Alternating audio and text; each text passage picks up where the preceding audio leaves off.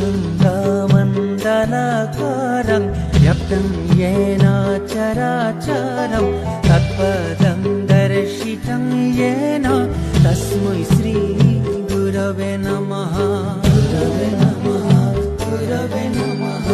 अखण्डमण्डलाकारं व्याप्तं येन चराचरं तत्पदं दर्शितं येन तस्मै श्री गुरवे नमः। गुरवे नमः, गुरवे नमः।